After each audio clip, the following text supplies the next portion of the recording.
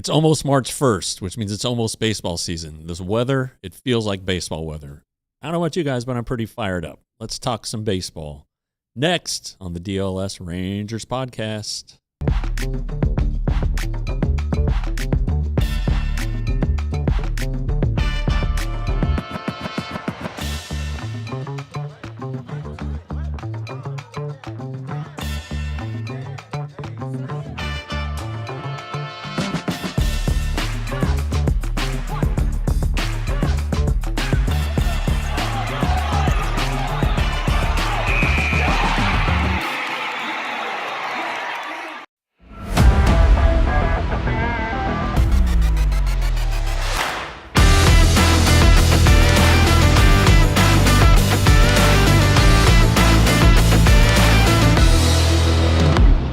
Yeah, let there be light, as in Jack Leiter. That's the prophet coming up with another banger of a thumbnail.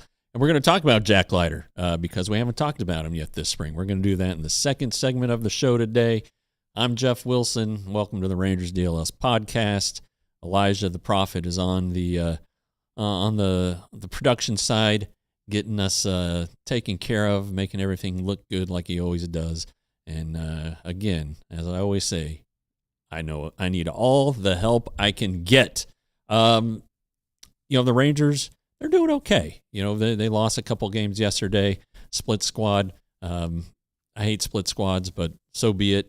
Anyway, we are going to dive into that and some more as we do the camp roundup. Do I call it roundup? Roundup, rundown, whatever you want to call it. Either R word works. All right. You guys may have seen, but first, we forgot about this. I forgot about this. Elijah didn't forget. Spring training deal. Become a diehard member for $36 for 1 year. ALLDLS.com/spring-training-offer. And there you go. You get a free shirt, $3 a month. Become a diehard. You won't miss any Ranger story.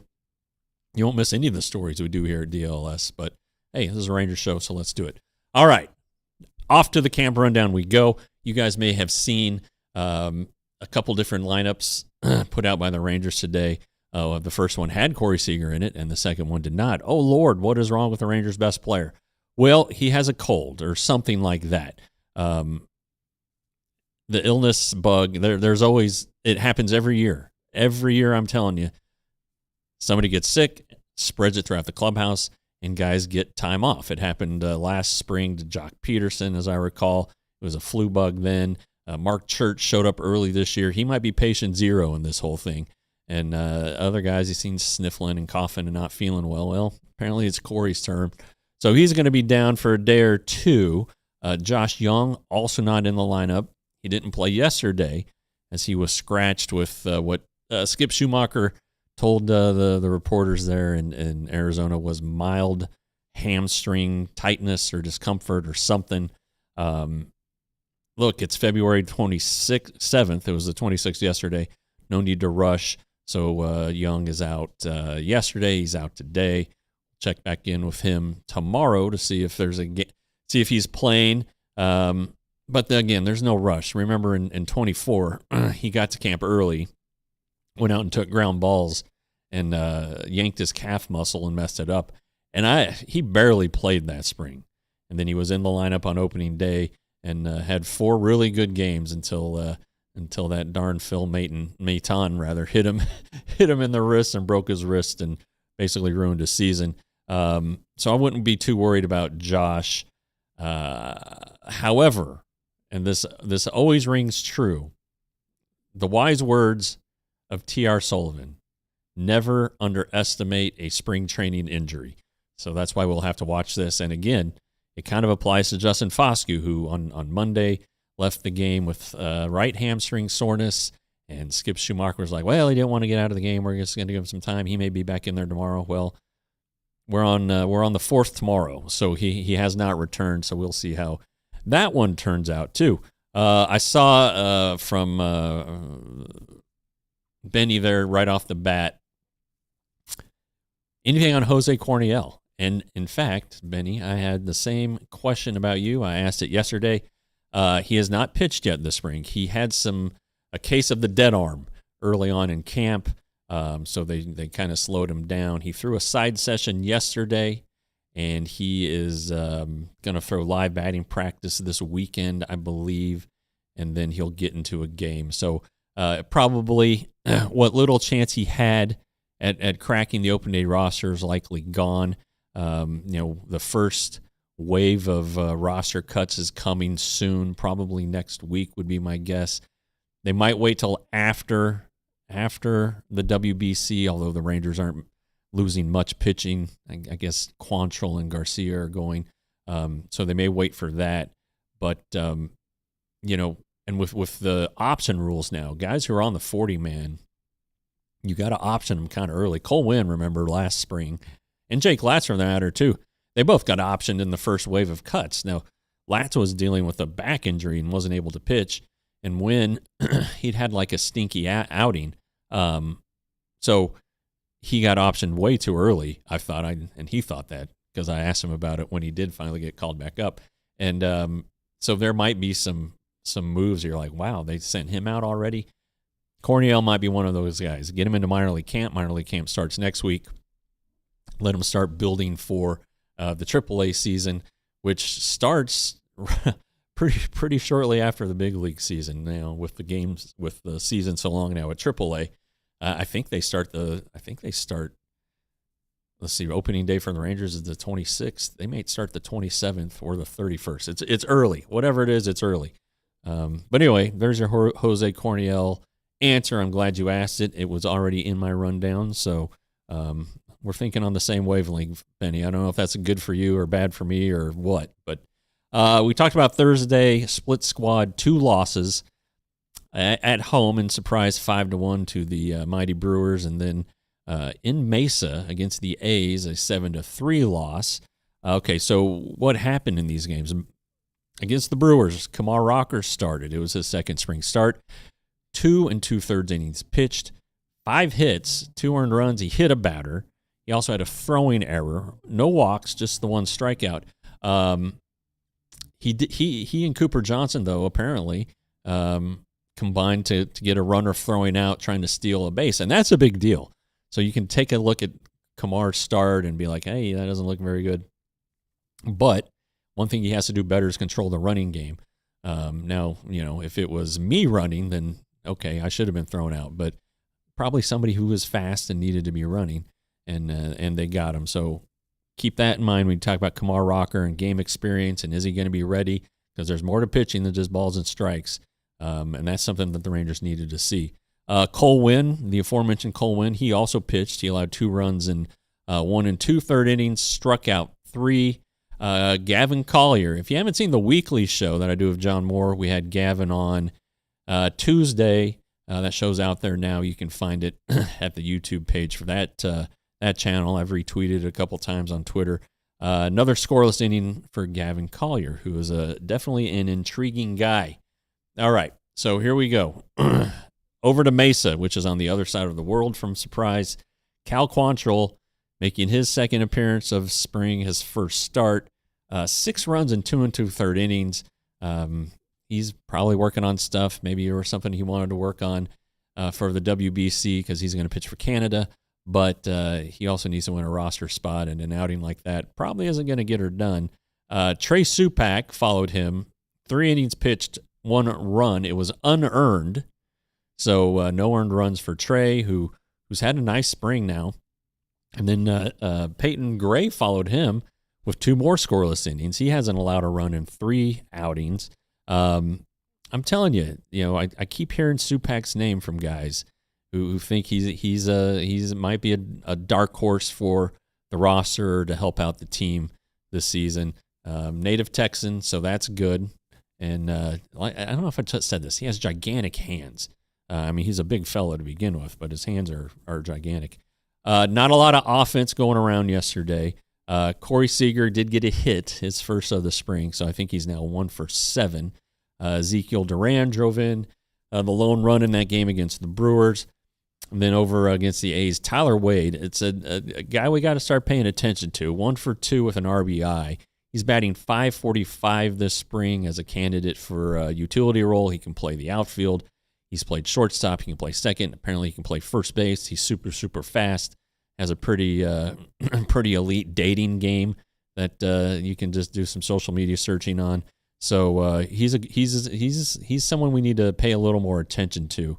The one thing holding him back, I think, is that he is a left-handed batter, and so that could be an issue if you think that he can, Josh Smith needs a platoon partner. Well, it's not going to be Tyler Wade because they both bat left-handed. So watch him. It's been good so far. Not as good as Sam Haggerty, who picked up another hit. He's now batting .667. Haggerty's a switch hitter. So that's kind of, if you want to say, are they similar players? Both fast, both can play multiple spots. Haggerty can't play shortstop. He's never played first as far as I know. So anyway, Haggerty looking like he's going to become a roster guy. Uncle Ted, why is a lefty holding him back? Because the Rangers don't need left-handed bats. If they're going to platoon at second base, they got to have a right-hander. If they're going to platoon in left field or in or wherever Evan Carter ends up, or on a day off for Nimmo, it doesn't make a lot of sense to have a left-handed hitter. I'm not saying they can't have one, but I think any left-handed hitter, Alejandro Osuna, is kind of at a disadvantage right now trying to make this roster. And so today's lineup, we got that without Corey Seager, without Josh Young. And here you go. They are at the White Sox, which is you just, you head out of the complex, turn right on Litchfield, go straight down to Camelback about, 4 or 5 miles, turn left, and you're there. Evan Carter leading off and playing center. The other day when he and Wyatt were in the same lineup, Evan was in left and Wyatt was in center. Jake Berger, first base, batting second. He's not batting second this season. This is to make sure that he gets as many at bats as possible in the time that he decides, or the time that's been allotted for him to play. Josh Smith batting third. Then you see Cameron Cawley, who is the guy who replaced Seager, and then a couple minor leaguers in there. So yeah, this isn't a great lineup. I would have thought that going over to Glendale, the Camelback Ranch where the White Sox are, would have thought that not the longest trip on earth. Why not have some regulars going over there? I think later when they start playing back-to-back games more frequently, you'll have to see them hit the road a little bit more. And then you saw that Mackenzie Gore is the starting pitcher. He made his debut over the weekend, gave up a couple runs in 1 2/3 innings. This is a guy who obviously was acquired in January. He's in the rotation. He's going to get the opportunity to ease his way in. This isn't his first rodeo. Now, following him, the pitchers who are listed, Jacob Junis, who was a January free agent signee, Robert Garcia, in what might be his last outing before he heads off to Team Mexico. Maybe they get him in a game Sunday or Monday. It's possible. Alexis Diaz, the guy I'm very, very interested in seeing. And then Leandro Lopez, the prospect who was added to the 40-man in November. He got the win in his Cactus League debut, so good for him, I guess. But another guy who will become depth for the Rangers this year, but he's going to be pretty far down on the depth issue. But when you the depth chart, but when you have a 40-man spot, that kind of inadvertently, or it may just bump you up, especially if it's your day and you're needed in a pinch. Jack Leiter is going to pitch tomorrow's game, and that's kind of going to lead us into the second segment as he gets ready for his second appearance. And we'll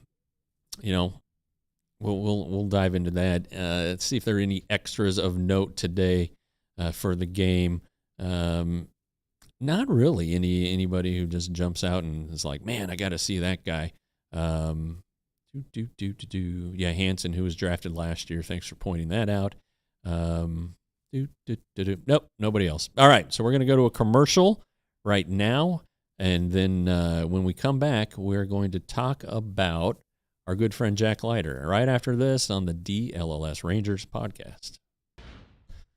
Hey guys, guess who's back? It's Game Time, our favorite ticketing app for your needs. If you missed the tickets live or last minute, you want to get in there to an event, whether it's sports, concerts, plays, whatever. In this case, it's sports, and the one of the two going on right now, the Stars.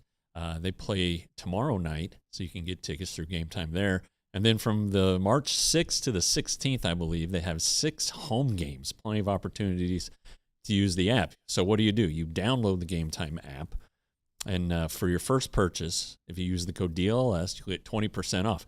The price you see is the price you get. No hidden fees, nothing like that. And then you can also check out your view. It's very, very good. And you can also get spring training tickets. If you want to go to spring training, just type in Cactus League or type in Texas Rangers, and voila, it's right there at the palm of your hand. Once again, that's the code DLLS, 20% off your first purchase on Game Time.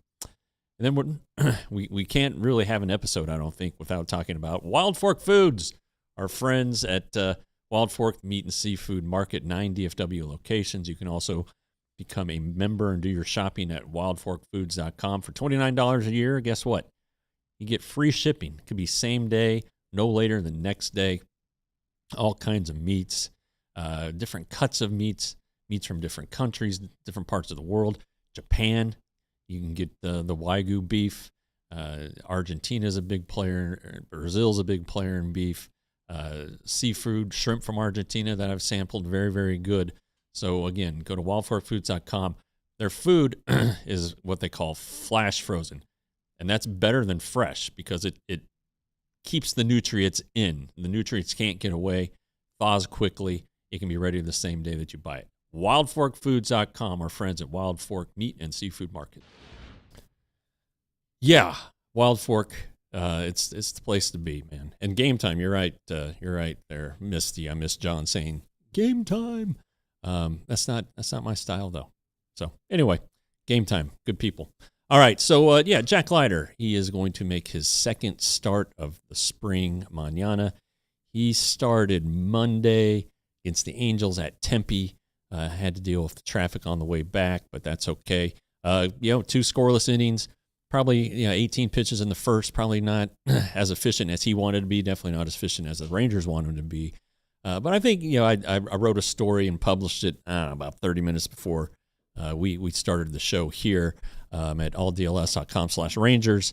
Just kind of like we've talked to him, and he wants to get better. So how does he do that after what was really, kind of a breakthrough year last year? Quick history on Jack, Rangers first round pick, second overall in 2021. Did not pitch, made his pro debut in 2022. Frisco, probably in hindsight, an aggressive place for him to start his career. And then in 2023, things weren't going any better, so he got pulled out of action. Worked very closely with Jordan Teagues there. And, 2024, it seemed to be clicking. He pitched really, really well at AAA, made his major league debut in May as a spot starter at Detroit, and his time in the majors was not very good that season. So he goes to camp last year. Everybody's like, well, what are Rangers going to do with Jack Leiter? He needs to have a good season. It's time for him to do something. Well, as a misfortune, I guess, or luck, however you want to say it, would have it, Jack was needed. When John Gray and Cody Bradford were hurt, Jack was pitching well. I think that's very, very important. Jack was pitching well. We all thought he was at least going to be on the pitching staff. In the bullpen, a long reliever, become the first guy up if a starter was needed. Well, starter was needed before the season even started. Goes out, tosses 5 really terrific innings at Cincinnati, leaves the game, has a blister, misses his next 3 starts. But then he posted every time out the rest of the way. 29 starts, and we went 10-10 with a 3.86 ERA. Pretty good stuff. And the second half was even better. 3.28 ERA, fewer walks, more strikeouts. So this is the guy who came to camp last year searching for a way to make the roster, let alone get in the rotation. And this last offseason, there was no doubt. Nobody ever doubted that Jack Leiter wasn't going to be in the rotation. Now, does that mean he's established as a big league starter? I think the answer is no. I think, if you want to call this a sophomore season, it's his second full major league season, and the sophomore jinx and all that crap. I don't know that it's going to grab Jack, because he's not content. There's no complacency with him right now. He's been good. He's been on the attack. He's changed, added to his repertoire, knows what he has to do better. So there's a lot of good about Jack. And the thing that I think was best is that this year, when I saw him throw for the first time, I wasn't like, oh, he's changed this. There were no obvious changes to his delivery. He's been not just a tinkerer, but kind of like an overhauler, and this year everything looks the same. I'm sure there are some minor things that the naked eye can't discern. Maybe if I studied some video or something, but that's really going the extra mile there. I don't see anything that is like this guy is searching for something. He is out there just trying to be better. And I like that. And when you talk to Jack, there's a lot of polish there. This guy's been under the spotlight for a long time. His dad is Al Leiter, who is a former major league pitcher. His uncle pitched in the big leagues. His cousin pitches in the big leagues. I think he's with the A's now, Mark Leiter Jr. And so a lot of Thanksgiving meals talking baseball pitching, I'm sure. But I think the foundation for Jack was laid there in 2023 when he was working with Jordan Teagues. I think in addition to, slowing down the process for Jack and focusing on making him more, making his delivery more efficient, whatever it was that they did a lot. I think the main thing was getting Jack to listen to fewer voices. He's always going to listen to his dad, and I don't think the Rangers have any problem with that. But I think a lot of people were giving Jack a lot of information, and I think that's been streamlined now, or was then, and he has stuck with it and had success. 2024 wasn't good in the major leagues, but guess what? He was the Pacific Coast League Pitcher of the Year, okay? That's pretty good. That is a hitter's league, and Jack did very well there. And so, yeah, and as I always say, and I always point out, Nelson Cruz is my example, guys come on their own timeline, okay? Just because you were the first round pick, the second overall pick in 2021 does not mean, and should never mean, actually, that you are pitching in the majors the next year, okay? These guys need time. They need reps.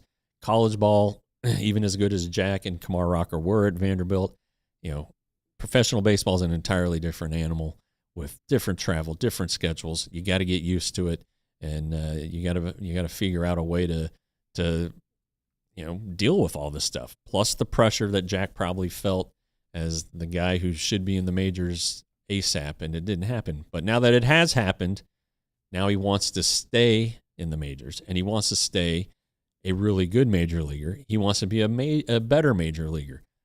Enter what he thinks is a key to that, a cut fastball. So now he has three fastballs, which a lot of pitchers do these days. Four-seamer, sinker, cutter. The sinker was not a good pitch for him last year. I think opponents hit like 328, 329 against it. It moves inside, down and in to right-handed hitters.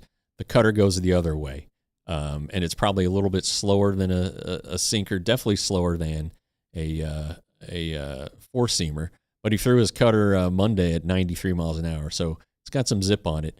But again, it's just a different look. It's another way to miss a barrel. If a hitter is dialed in on a four-seamer, Jack's best pitch is the four-seam fastball. Throw him a cutter and get it off the end of the bat. Get a weak fly ball or a ground ball and an easy out that way. It doesn't have to be a strikeout. That's something that Skip Schumacher talked about earlier this week. Jack has the stuff to be a strikeout pitcher, but he also has the stuff to miss barrels, to throw it over the plate or in the zone and create weak contact. Opponents only batted .211 against him in the second half last year. I think that's an interesting thing to keep in mind as well. But the key, Schumacher said, and Jack kind of agrees, is being more efficient in his innings. So 18 pitches an inning. Try to minimize those. 15 or less. 15 pitches or less. That means allowing the hitters to put the ball in play, weak contact, which he has figured out how to induce, and then let the defense, which is very good, do its job. And I think the one thing that what really happened well for Jack last year, what made the light bulb go on, was watching Jacob deGrom and Nathan Eovaldi. Great stuff, obviously, veteran guys, obviously, and they trust their stuff to throw it over the plate or in the strike zone.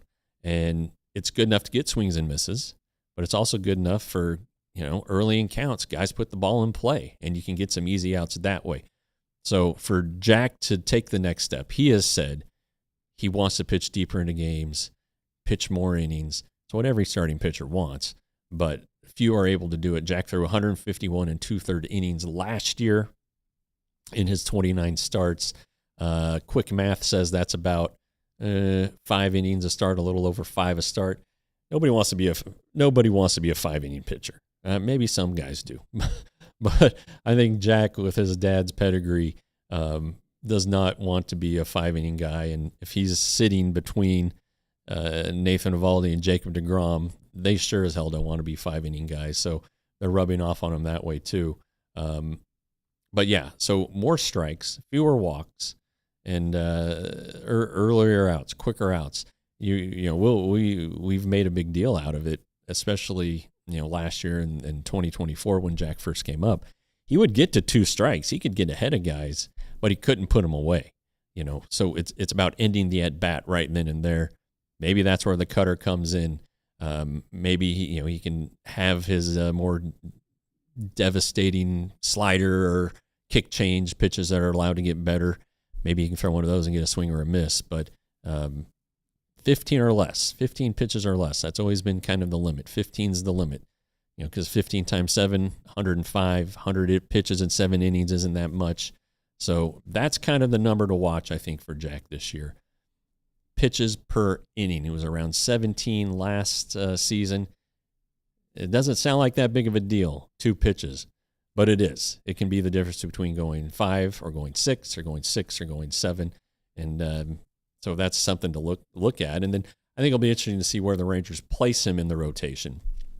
He started their second game last year against the Red Sox. So I guess he made 2 starts, before the blister, and pitched well. The Rangers won that game. And how do the Rangers want to roll out the rotation? They've already said that Eovaldi and deGrom are in some order are going to pitch in that opening series against the Phillies.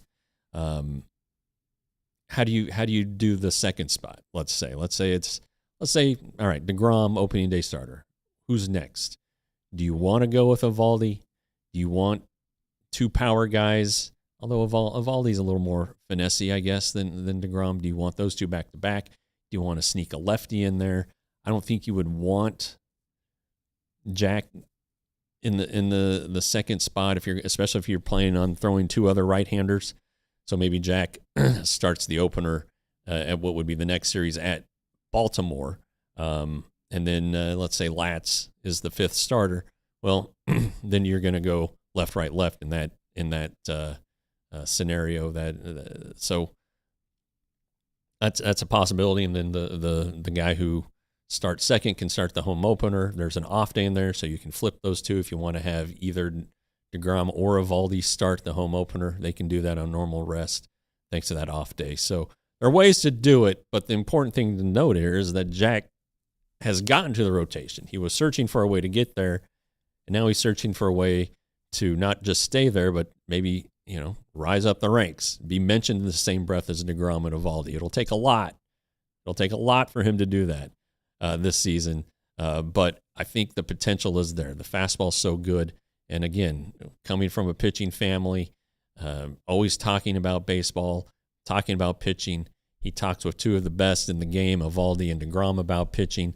He's got a great relationship with the pitching coach. So I think there's a lot of things to like about Jack Leiter going into 2026. He just has to go out there and do it. And if he does, the Rangers are in pretty good hands. Okay, that wraps up segment 2, which that kind of flew by. It's always good to talk about Jack. He gives you a lot to talk about. All right, coming up next, I am going back to Arizona Sunday night. I'll be in camp Monday through Friday.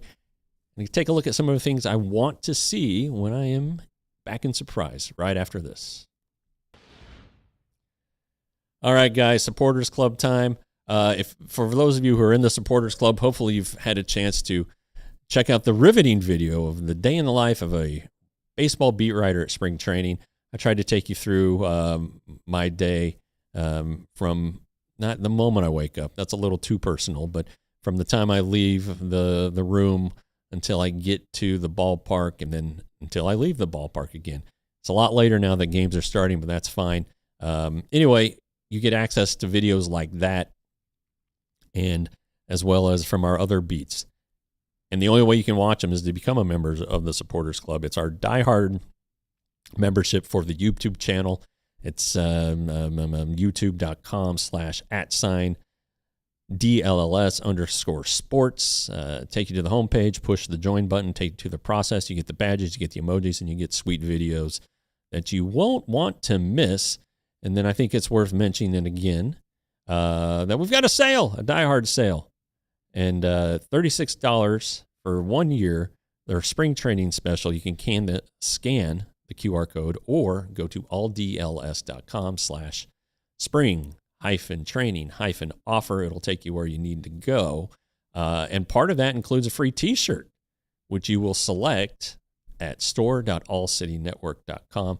That's where we keep, that's where you get all of our stuff, like this hat I'm wearing.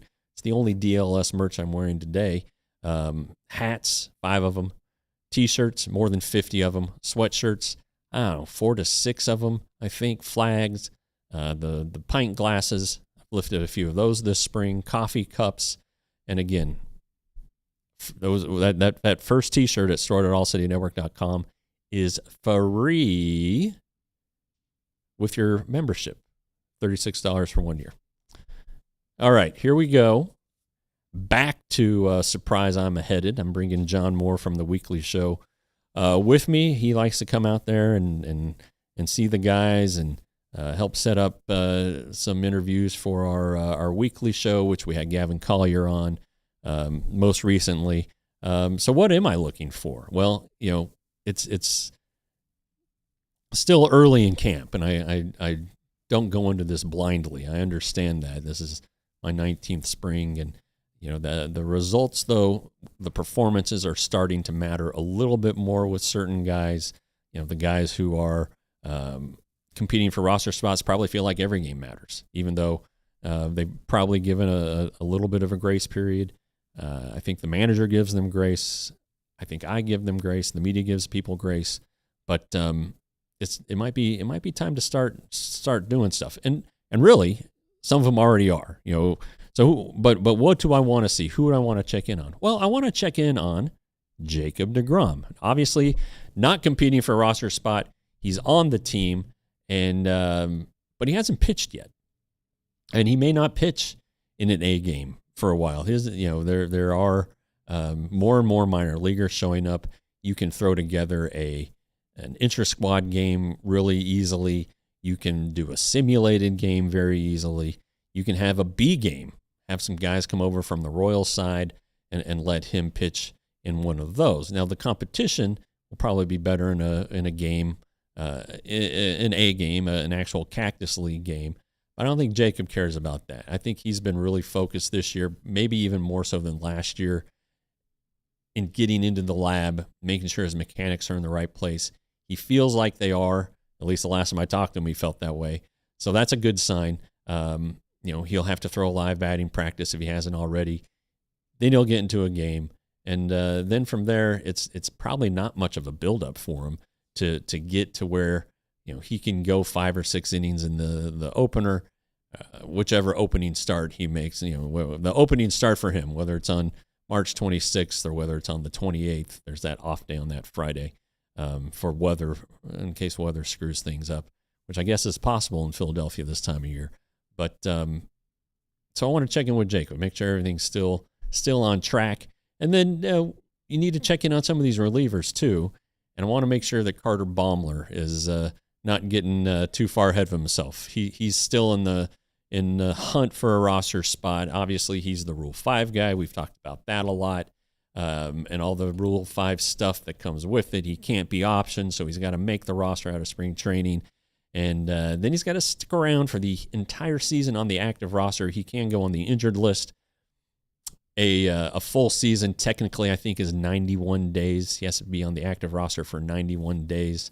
But he has to be good in order to do that. And so far this spring, he's been fantastic.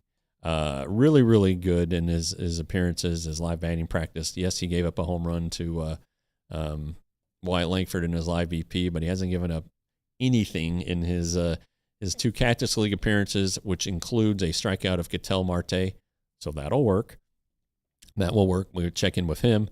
And then who are some of the other guys who are competing for a bullpen spot? Trey Supak.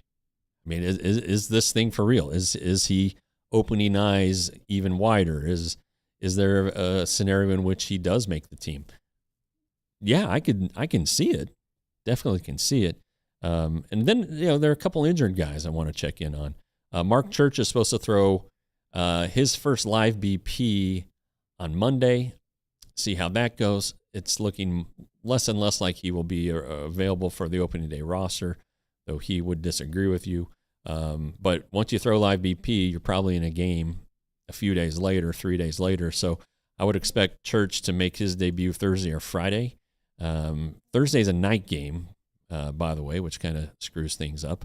But whatever, it'll be a good chance for him to get out potentially and pitch, start building his way toward maybe a repeat on the opening day roster, but maybe having to open the season in Round Rock. But he's going to help the team this year. And then Cody Freeman, I know he's down for a while. We remember he was on our show twice. One of the nicest guys out there. He actually volunteered to come back after the technical difficulties. Just make sure his back's doing all right. Make sure he's not doing anything too crazy, and see how that's coming along. Brandon Nimmo should also make his spring debut next week. I really thought I heard him say March 5th. I saw, I think Mason saw that as well, or mentioned that in the chat.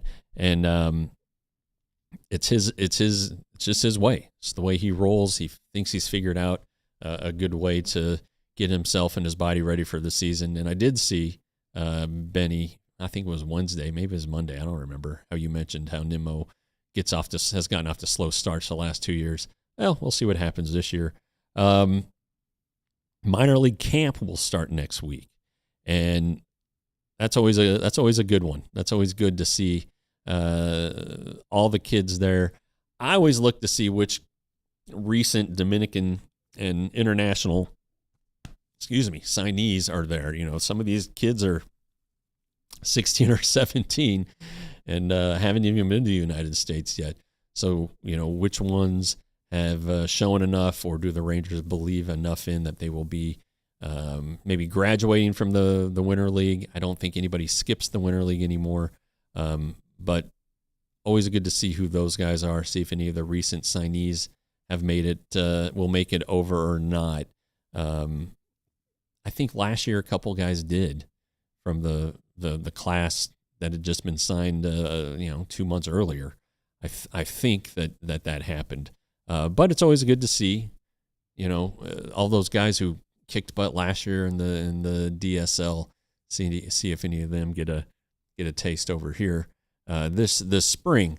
And then I am curious, and I don't know that how easy it will be to talk to him, but Song-Joon Kim, the Korean player who the Rangers signed for $1 million bonus, what was it, last June or May? Two-way player, and not sure which one's going to play more. I've heard that he's probably going to be a pitcher. But kind of hearing the same thing about Josh Owens. Maybe people just default to pitching when these guys are first attempting to do this, and maybe that is the way it ends up. I mean, arms are so valuable, but these guys can do a little something with the bats, and They're both athletic enough to play shortstop and do it well. So let's not close any books on anything just yet, but I would like to see Kim and talk to him about how things are going, and has he adapted to things over here in the United States, and what's his support network going to look like, and all that stuff. And then I guess you guys probably saw the reporting about Caden Scarborough, who was in camp. He had a malignant melanoma that had to be removed, so that's always a little bit scary, but he should be ready to open with an affiliate to start the season. The Morning News reported that one.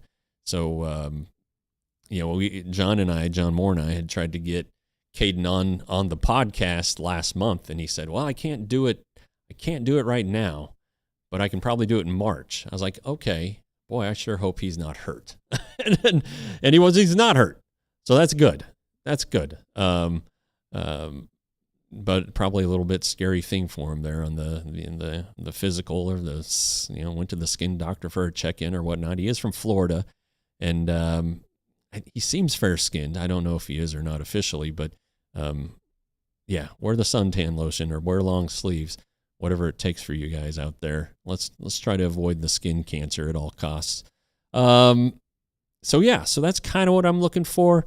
Holly asks, do I have a dark horse to make the final roster? I guess, my favorite guy who I want to make the roster is Robbie Ahlstrom, and he's pitched well. He has to stop walking guys, he's had to pitch around walks in both of his outings.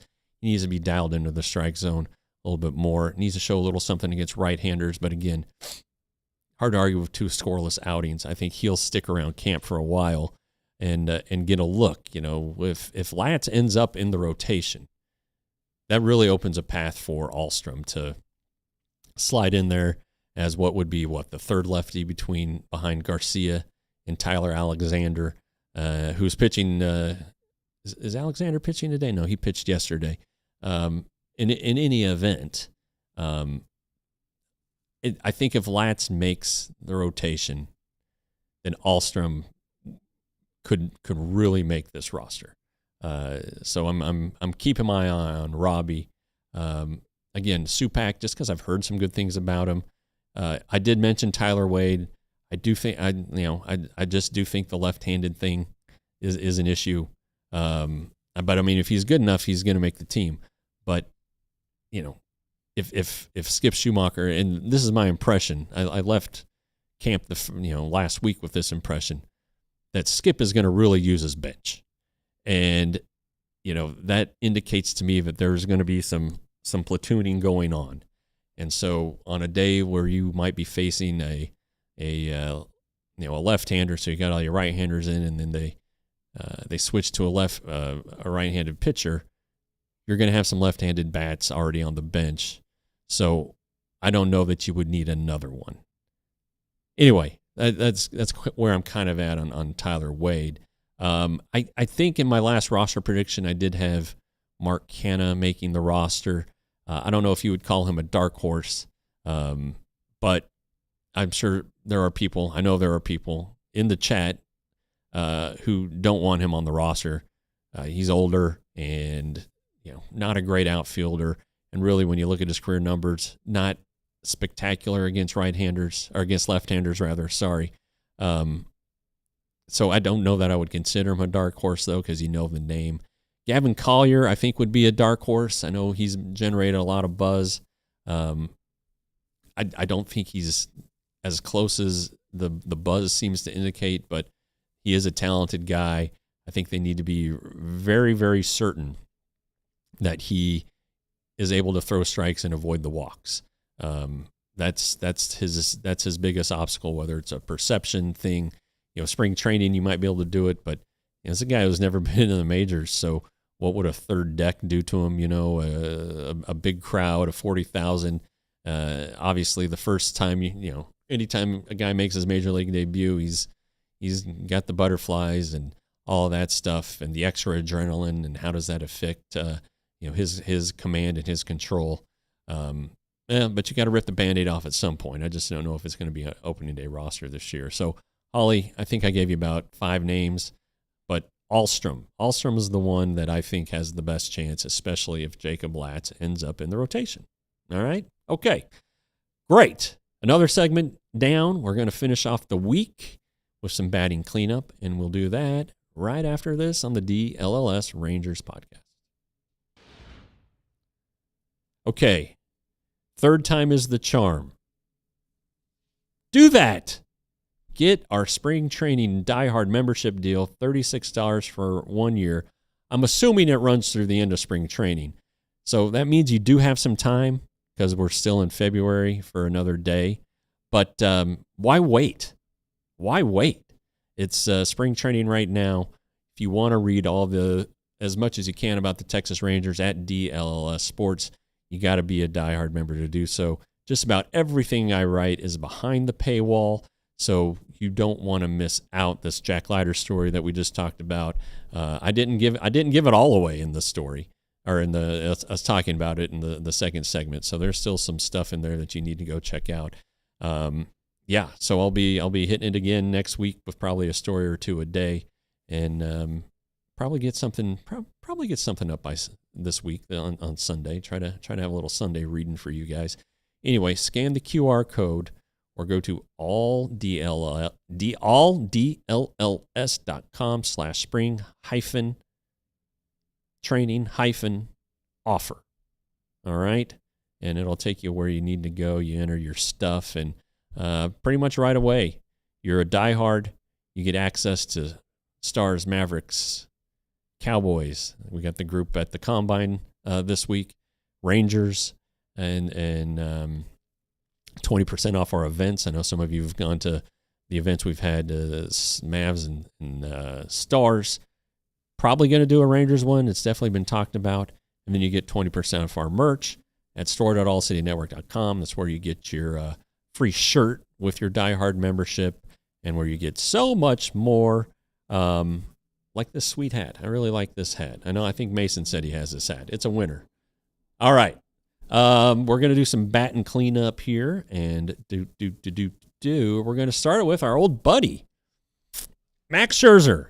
He is going back to the Blue Jays. He has a contract, 1-year deal that could pay him $13 million, but which is the same as Justin Verlander. Okay, Justin's is guaranteed, albeit $11 million of the $13 million deferred until 2030. Low base for Max, but it's $1 million. He has $1 million bonuses for every 10 innings after 65. So this guy can really pile up some money. It's interesting that the Blue Jays have gone back to him. I think, they do have those injury concerns that popped up the first week of camp.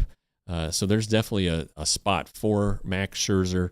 And if he's good, he's going to pitch. And this guy's a bulldog, and we've seen it. We didn't see him much. We didn't see him in his finest form, of course. He dealt with injuries pretty much from the moment he landed in Arlington and started pitching. That includes the World Series. But Max Scherzer was a good guy, is a good guy, and he's old and he's dealing with stuff. I'm old and dealing with stuff too. One thing though, and I think it's been mentioned here, or maybe not, if there is a lockout next year, and if next year is lost, you're probably seeing Max Scherzer and Justin Verlander for the final time this season. Hope that's not the case. Hope games are played, and if these guys want to keep trying to out-earn each other and out-pitch each other, that, by God, there are games for them to do it in next year. All right, another old friend alert, although he's not old, he's young. Zach Kent, who was on the Rangers roster, 40-man roster to start spring training. Once they got Jordan Montgomery, somebody had to go, and Zach got DFA'd. He was finally claimed yesterday by the Minnesota Twins, and the Twins, they have their own rotation injury issues. Not that Zach's a starter. He has started in the minor leagues, was a pretty good starter at times for the Rangers when he was with the Rangers in their system. Former 9th-round pick from the Virginia Military Institute. So you don't see a lot of guys come out of there. But Zach Kent has, and he is back on a 40-man roster. He has been, was that the 4th time he's been claimed? I know the Cardinals have claimed him twice. The Rangers claimed him once. Whew. It's kind of been a whirlwind for him, but he's going to pitch in the major leagues this year. I have a pretty good feeling. Where else can we bat cleanup? The mighty A's are attempting to extend their first baseman and the reigning rookie of the year, Nick Kurtz. They have offered him.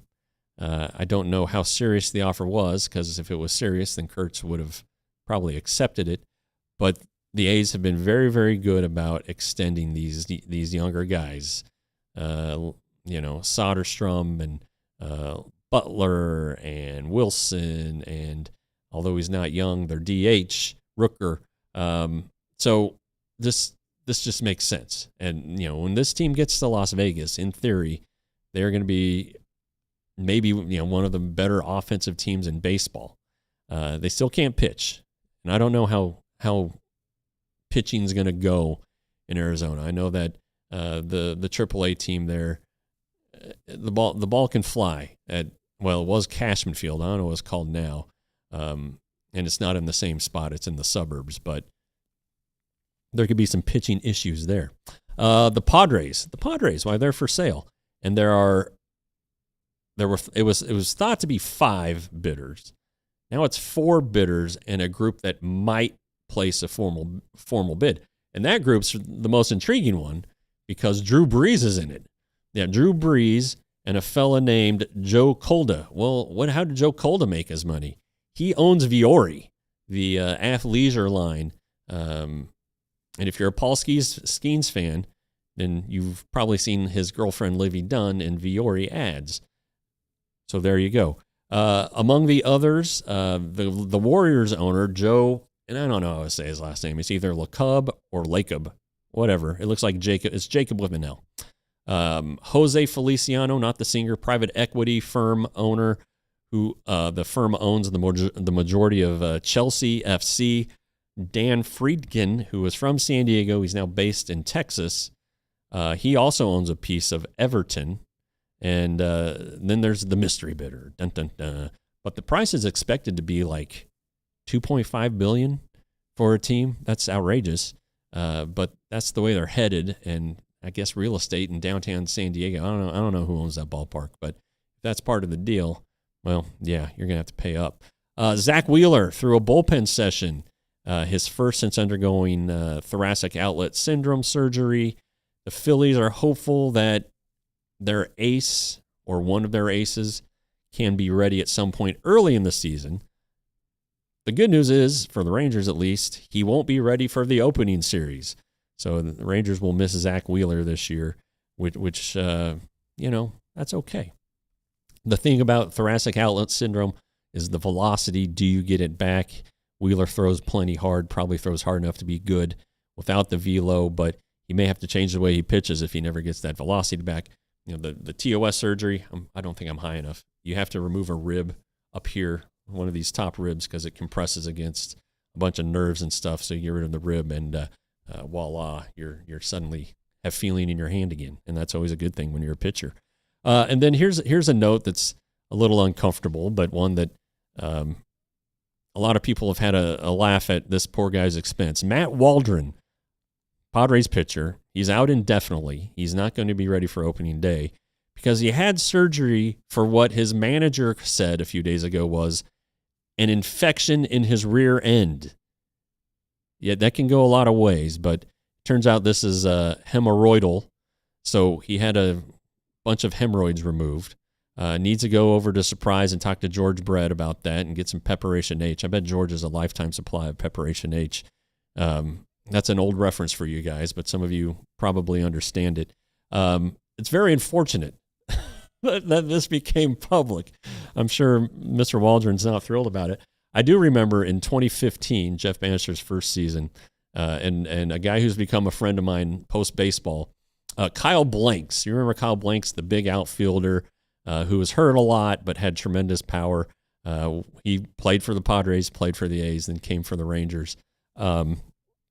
He had a cyst on his behind, and we were in New York, and he wasn't playing because he'd been hitting the ball well, and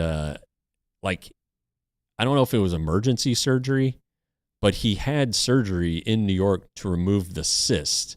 And Kyle didn't like talking to the media in the first place, which makes it kind of ironic that he and I talk so much.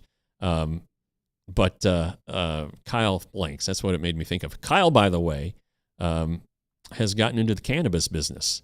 I think he was on just the smoking end of it when he was a player, but now he's selling it in New Mexico. Therapeutic. He's a big believer in its therapeutic uses, not just for cancer patients, but for anybody who's dealing with injuries. He really believes that cannabis would help major league players, and I think a lot of them use it. We just don't know about it.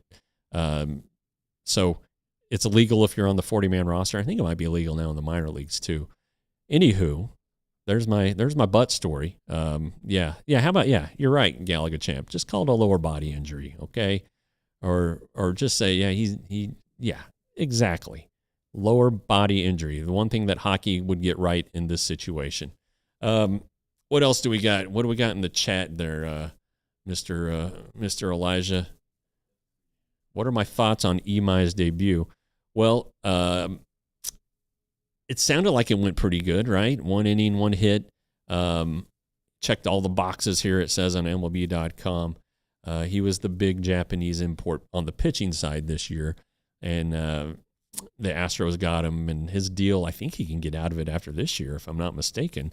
So I'm sure he wants to have a great year, and I'm guessing the Astros want him to have a great year. The Farm Report. Does a guy like Malcolm Moore start at Hub City or Frisco? Seems like maybe he needs to repeat High A after injury. I agree with you. I think that's a proper destination for him. He's been in Arizona for a long time. He was catching early bullpens early on the first day of camp. Malcolm was out there helping with the other catchers. But yeah, he struggled last year. I wonder how, he was hitting okay before he broke his finger. So I wonder how much adjustment time there was, if he developed any bad habits. Whatever the case, it wasn't very good, and it needs to be better. And again, there have been some changes in the minor league hitting department, so maybe that will help with the 2024 first-round pick. I think there was a Davalillo question from Benny. Will he be assigned to Frisco again, or will he open with Round Rock? I don't know. I think a lot of it depends on – it always depends on how the non-roster guys go. The NRIs in camp, are they going to stay? Are they going to leave? Do they have outs in their contracts, or are those outs before opening day or at some point like in May 1st, May 15th? So, if the Rangers have a bunch of guys who are NRIs, then, will they end up going to Round Rock, which would then force guys who you think might be in Round Rock and force them to go to Frisco? I'm thinking, just kind of looking at things, potentially Kamar Rocker, Santos, who's probably going to be a little bit delayed because of the broken left hand, Corniello, who we've already talked about, who might be delayed. And early on in minor leagues, early in the season, they let these guys build up. They're not going out there and throwing 5 or 6 innings from the start. It might be just 2 or 3. They're on pitch counts, and that might also be how that's how they finish their buildups also. But you got to watch after these guys. So I don't have an answer for you there, Benny. I do think that it's entirely possible that Davalillo goes back to Frisco. What he pitched yesterday, right? He pitched well, so he made his spring debut finally. And so, just waiting on Corniel and that bum DeGrom to get off his butt to go out there and start. Uncle Ted still on the lefty thing. I get it. I understand where you're coming from, but I just think the way the roster is constructed right now with so many left-handers who the Rangers aren't sure can hit lefties, that a guy like Tyler Wade and Osuna are going to have a harder time to make the roster. Doesn't mean they can't, but I just don't think necessarily that they will. Okay, well, like I said, I'm headed out to Arizona Sunday night. We'll be in camp Monday morning. Tuesday's a wacky off day, but there will be a lot of minor leaguers to hopefully go out and see and talk to and see how that breaks down. And then Wednesday, Brazil. Thursday, a night game against the Royals. Friday, day game against the Mariners. All of them in Surprise, so I don't have to leave Surprise city limits if I don't want to. And you know what? I'm probably not gonna. Okay, so that's it for this show. That's it for this week. Hope you guys have enjoyed it. Thanks for hanging around and participating in the chat. And let's do it all again on Monday. Monday, let's check the schedule. We still got a minute, but we're at 12 o'clock Monday. And then we're going to do Wednesday, but it's going to be, I believe it's going to be a post-game show, 5:30 p.m. Wednesday. And then instead of Friday next week, we got to do Thursday. It's a night game, so we're going to do the Thursday that day. Anyway, join us next week on the DLLS Rangers podcast. We all silly like the mayor.